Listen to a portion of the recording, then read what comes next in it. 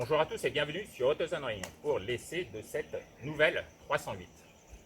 Alors, on a le constructeur Peugeot qui a énormément évolué ces dernières années, avec des produits qui sont mieux équipés, mieux finis, mais toujours aussi racés. Dans le groupe Stellantis, la marque souhaite donc monter en gamme. C'est le cas de cette nouvelle 308 qui compte aller chatouiller la reine d'Europe, la Volkswagen Golf. Mais il faut bien savoir qu'à La Réunion, c'est toujours elle qui a été leader de la catégorie des berlines compactes. Alors, un design très expressif pour cette nouvelle 308, c'est le moins que l'on puisse dire. Avec le long capot avant qui est sculpté, on a ce prolongement qui s'appelle soft nose chez Peugeot. Puis on a une calandre positionnée assez basse, mais assez large, ça descend assez bas sur le bouclier. Elle est noir laquée avec des inserts chromés aujourd'hui sur notre finition GT Pack. Pareil, noir laqué au niveau des écopes. Puis on a cet éclairage très fin grâce à la technologie LED. Aujourd'hui, dans notre modèle d'essai, c'est du Matrix LED. Et on a toujours les feux de jour en forme de croc. Alors cette nouvelle 308 a grandi de 12 cm. Je crois qu'au niveau de l'empattement, c'est plus 6 cm. On a ce capot avant plus long, avec un pare-brise qui était reculé de 10 cm. Et ça ne profite pas forcément à l'habitabilité à l'intérieur de cette 308. On a un véhicule qui n'est pas très haut, 1,44 m, il paraît racé. Et puis on dispose de toute façon de ces ailes très galbées, ça lui donne encore plus de sportivité. Sur notre finition GT Pack, on dispose des bas de caisse, du lécheur de vitre qui est noir laqué, des jantes 18 pouces noires, des coques de rétroviseur noires et on a également le nouveau logo positionné sur l'aile avant. Alors cette 308, elle est tout aussi agressive au niveau de sa poupe, avec le bandeau noir qui épouse des feux sculptés. Finition GT Pack aujourd'hui, on a la signature lumineuse en diagonale. Et puis on a pas mal de nervures de carrosserie au niveau de ce méplat sur le haillon. Et ça assis encore un peu plus le véhicule sur la route. On a également le bouclier qui est très enveloppant avec des touches de noir laqué et puis des touches de chrome au niveau de ces pots qui sont bien évidemment factices, même sur notre version de 225 chevaux.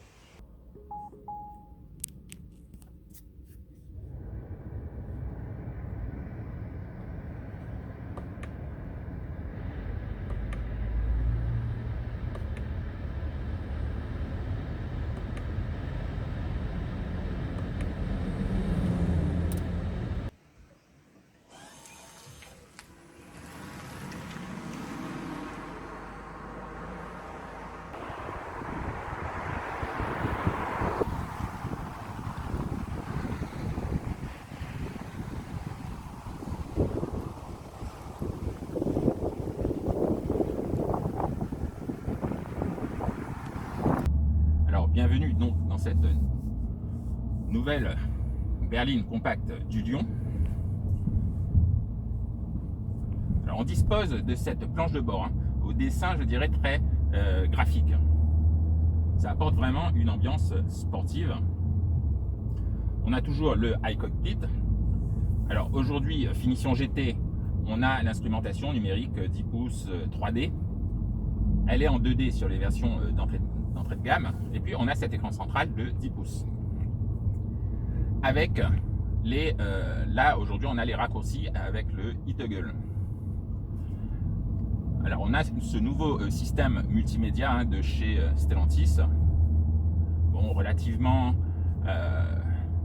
réactif, mais on aura une ergonomie assez spéciale. Il faudra apprendre quand c'est un nouveau système. On fait un petit effort. Par contre, il y a quand même quelques sous-menus. Alors, on est agréablement surpris par la finition, la qualité des matériaux. Vu les angles saillants qu'il y a dans ce véhicule, l'assemblage il est top. Et puis les matériaux, c'est du cuir, des surpiqûres. Aujourd'hui, on est dans la version GT avec la motorisation hybride. Pareil pour les sièges, c'est tissu trimatière avec du cuir.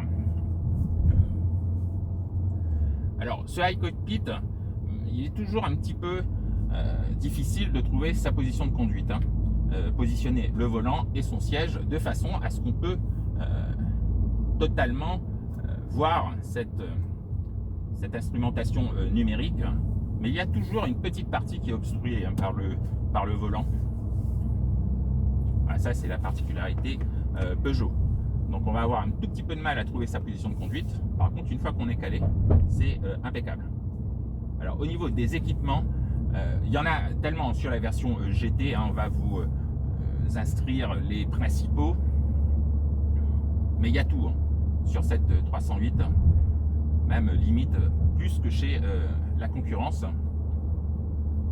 Alors au niveau de l'habitabilité, avec cette plateforme EMP2, on a toujours ce petit problème de place pour les jambes à l'arrière. C'est pas exceptionnel, ça passe. Par contre, pour la garde-toit, c'est suffisant. Moi, je mesure 1m86, il n'y a pas de souci. Et puis, on a un coffre qui cube entre 360 et 410 litres, si je ne me trompe pas.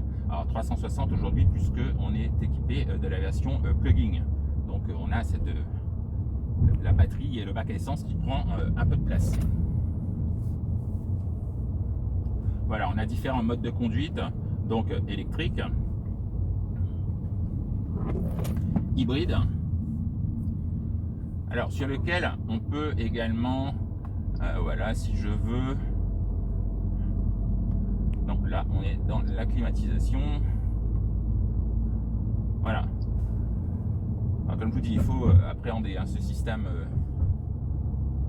multimédia. Voilà, on peut sauvegarder par exemple la charge de la batterie, mais également charger le véhicule. Alors ça, on va le faire uniquement sur route nationale avant de rentrer dans une agglomération.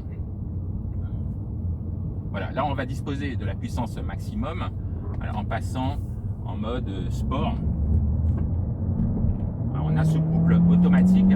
Alors on rappelle, on est équipé du 1,6 litre THP de 180 chevaux associé à un moteur électrique de 110 chevaux avec une batterie de 12,4 kWh. Tout ça accouplé à la boîte EAT8. Alors on peut passer les rapports au volant. Alors on pouvait craindre que ce châssis se soit assagi, mais on a un véhicule. Alors on a un véhicule qui a un centre de gravité assez bas. Et ben, quand on remet les gaz, étrangement c'est une traction, mais autant quand on remet les gaz, on a un train arrière qui se place, étrangement.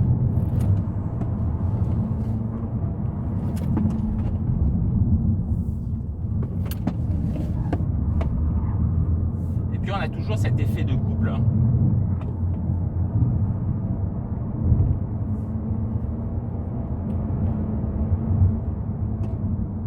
Donc définitivement, la 308 est toujours un véhicule sportif.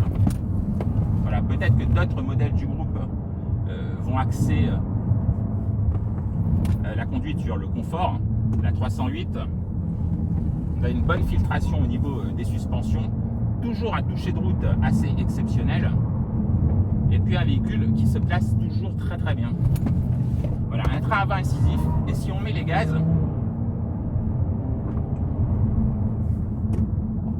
et bien on a toujours ce train arrière qui va très bien se positionner. Voilà, si on le provoque un tout petit peu.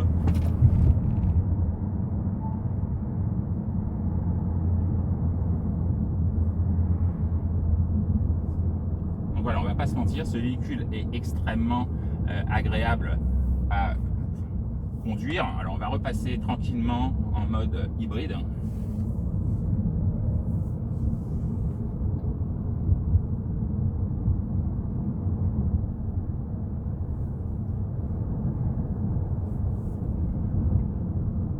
Alors si on s'y prend bien au niveau des consommations, Alors mode électrique pour la ville bien sûr, mode hybride quand on doit faire de la route nationale, et puis sport si on veut s'amuser.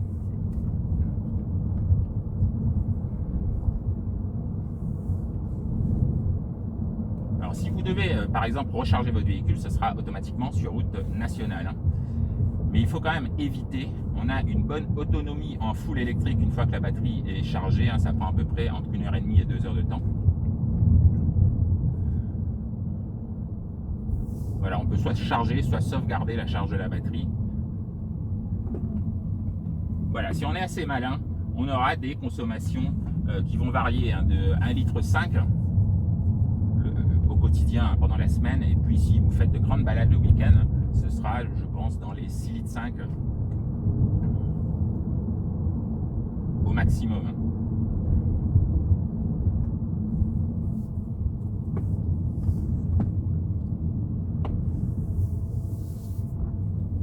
Alors Peugeot proposera 3 types de motorisation. Le PureTech 130 chevaux, ensuite le HDI 130 chevaux, et cette version plug-in hybride de 225 chevaux. On a 3 finitions, Allure Pack, Active Pack plutôt, ensuite Allure Pack et GT Pack. Alors aujourd'hui on se retrouvait dans la version la plus la mieux équipée, hein. J'ai même pas eu le temps de me servir de toutes les fonctions du véhicule, mais on a cette conduite semi-autonome de niveau 2. On a même, alors si je me trompe pas sur ce véhicule, on a même toutes les fonctions du siège, hein, siège massant. Je pense que c'est ventilé, chauffant. Voilà, et puis on a la navigation bien évidemment. Alors au niveau de la gamme, on aura des tarifs allant de 34 000 € à environ 50 000 €.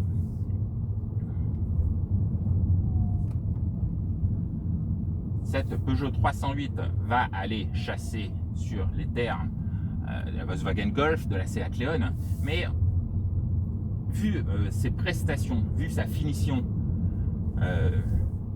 elle peut également aller chatouiller des berlines compactes premium, hein, type Audi A3.